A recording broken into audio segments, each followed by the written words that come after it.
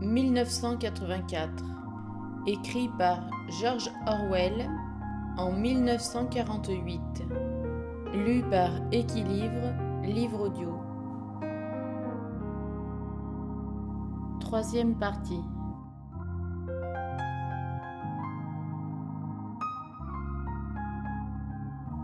Chapitre 2, suite.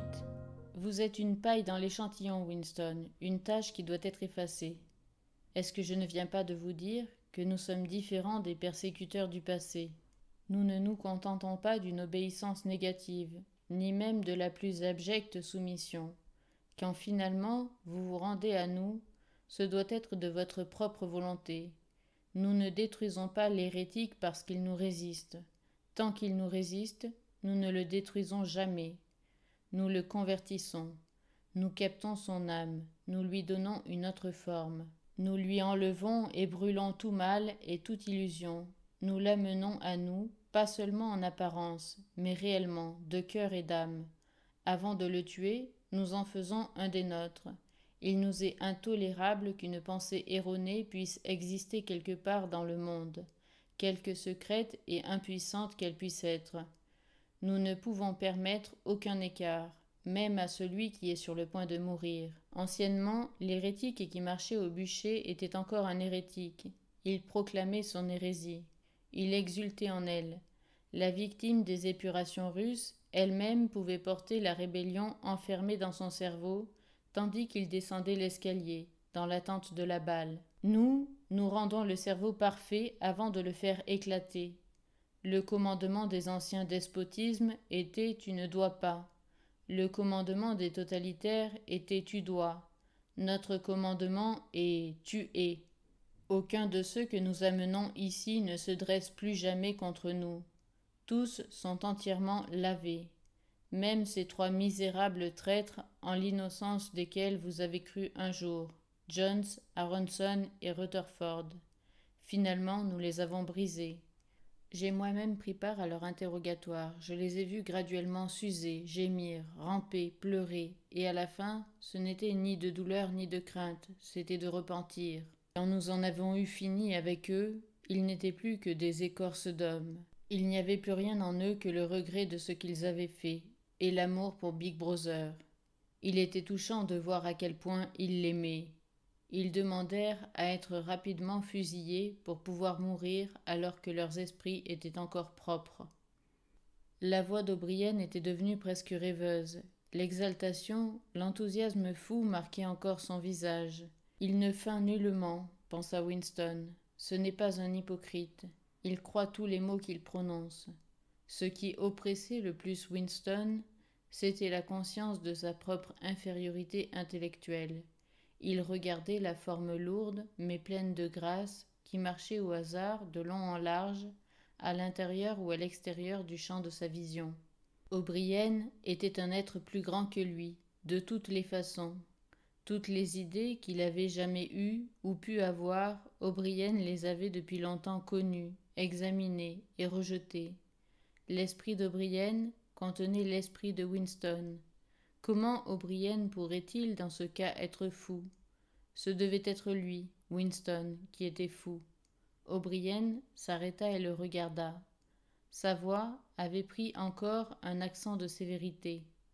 N'imaginez pas que vous vous sauverez, Winston, quelque complètement que vous vous rendiez à nous. Aucun de ceux qui se sont égarés une fois n'a été épargné. Même si nous voulions vous laisser vivre jusqu'au terme naturel de votre vie, vous ne nous échapperiez encore jamais. Ce qui vous arrive ici vous marquera pour toujours, comprenez-le d'avance. Nous allons vous écraser jusqu'au point où il n'y a pas de retour. Vous ne guérirez jamais de ce qui vous arrivera, dussiez-vous vivre 1 millier d'années. Jamais plus vous ne serez capable de sentiments humains ordinaires. Tout sera mort en vous. Vous ne serez plus jamais capable d'amour, d'amitié, de joie de vivre, de rire, de curiosité, de courage, d'intégrité. Vous serez creux. Nous allons vous presser jusqu'à ce que vous soyez vide, puis nous vous emplirons de nous-mêmes. Il s'arrêta et fit signe à l'homme à la veste blanche. Winston se rendit compte qu'un lourd appareil était poussé et placé derrière sa tête. O'Brien s'était assis à côté du lit, de sorte que son visage était presque au niveau de celui de Winston. 3000, dit-il en s'adressant par-dessus la tête de Winston à l'homme à la veste blanche. 2 coussinets moelleux, qui paraissaient légèrement humides, furent fixés contre les tempes de Winston. Il trembla. La souffrance allait recommencer. Un nouveau genre de souffrance. O'Brien posa sur sa main une main presque rassurante et amicale. « Cette fois, cela ne vous fera pas souffrir, dit-il. Gardez vos yeux fixés sur les miens. » Il se produisit alors une explosion dévastatrice, ou ce qui lui parut être une explosion, bien que Winston ne fût pas certain qu'il y eût aucun bruit. Il y eut, indubitablement, un éclair aveuglant. Winston n'était pas blessé, il se sentait seulement prostré. Bien qu'il fût déjà couché sur le dos quand cela se passa, il avait l'impression curieuse qu'il se trouvait dans cette position parce qu'il avait été assommé. Un coup terrifiant, indolore, l'avait aplati. Il s'était aussi passé quelque chose dans sa tête. Tandis que ses yeux retrouvaient leur convergence, il se rappela qui il était, où il était, et reconnut le visage qui regardait le sien. Mais il y avait, il ne savait comment, un grand trou vide, comme si on lui avait enlevé un morceau de cerveau. « Cela ne durera pas, dit O'Brien. Regardez-moi dans les yeux. Avec quel pays l'Océania est-elle en guerre ?» Winston réfléchit. Il savait ce que signifiait Océania, et qu'il était lui-même citoyen de l'Océania. Il se souvint aussi de l'Eurasia et de l'Estasia. Mais qui était en guerre avec qui, il ne s'en souvenait pas. En fait, il n'avait pas conscience qu'il y eût une guerre. « Je ne me souviens pas. L'Océania est en guerre contre l'Estasia. Vous en souvenez-vous maintenant ?»« Oui. L'Océania a toujours été en guerre contre l'Estasia. Depuis le commencement de votre vie, depuis le commencement du parti, depuis le commencement de l'histoire, la guerre a continué sans interruption. Toujours la même guerre. Vous rappelez-vous cela ? Oui. Il y a 11 ans, vous avez créé une légende au sujet de 3 hommes condamnés à mort pour trahison. Vous prétendiez avoir vu un fragment de papier qui prouvait leur innocence. Ce papier n'a jamais existé.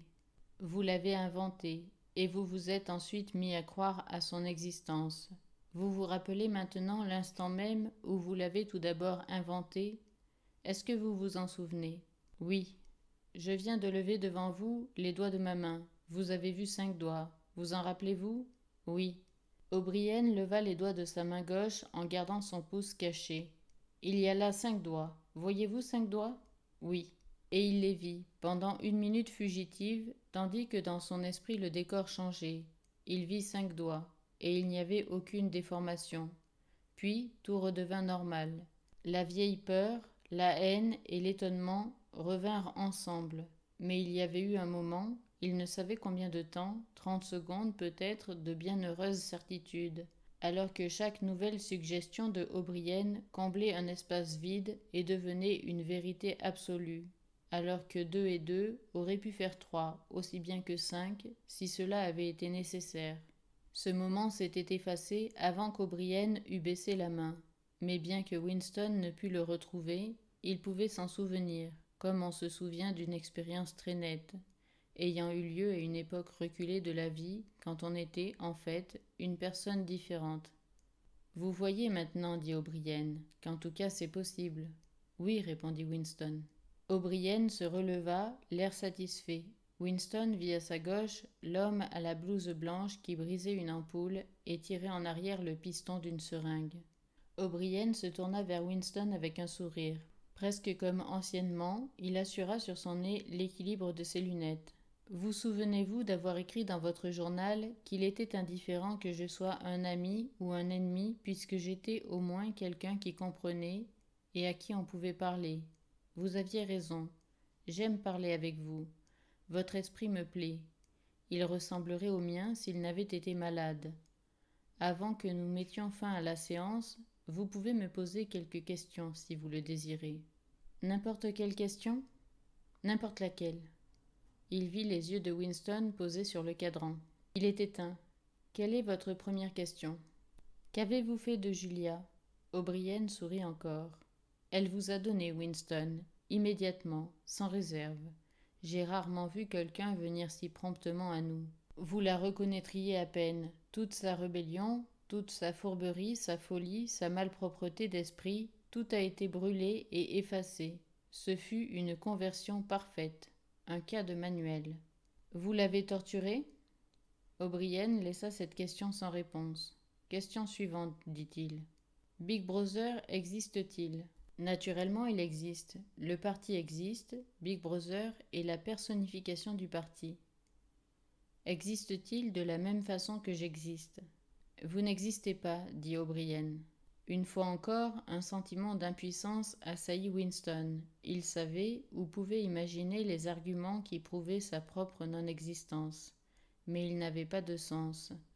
C'étaient des jeux de mots. Est-ce que la constatation « vous n'existez pas » ne contenait pas une absurdité de logique ? Mais à quoi bon le dire ?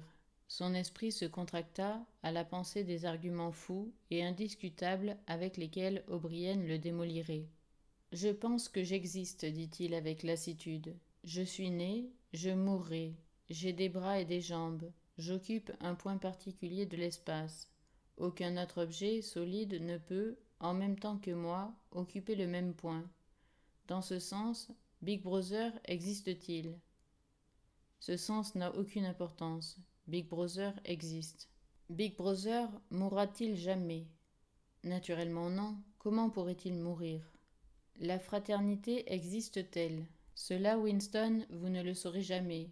Même si nous décidions de vous libérer après en avoir fini avec vous, et si vous viviez jusqu'à 90 ans, vous ne sauriez encore pas si la réponse à cette question est oui ou non. Tant que vous vivrez, ce sera dans votre esprit une énigme insoluble. Winston resta silencieux. Sa poitrine s'élevait et s'abaissait un peu plus vite. Il n'avait pas encore posé la question qui lui était tout d'abord venue à l'esprit. Il devait la poser, mais il semblait que sa langue ne voulut pas la prononcer. Il y eut une ombre d'amusement sur le visage d'O'Brien. Ses lunettes elles-mêmes semblaient jeter une lueur ironique. « Il sait, pensa soudain Winston. Il sait ce que je vais demander. » À cette idée, les mots jaillirent d'eux-mêmes. « Qu'y a-t-il dans la salle 101 ?» L'expression du visage d'O'Brien ne changea pas. Il répondit sèchement. « Vous savez ce qu'il y a dans la salle 101, Winston. Tout le monde sait ce qu'il y a dans la salle 101. » Il leva un doigt à l'adresse de l'homme à la veste blanche. Évidemment, la séance se terminait. Une aiguille fut brusquement introduite dans le bras de Winston. Il tomba presque instantanément dans un profond sommeil.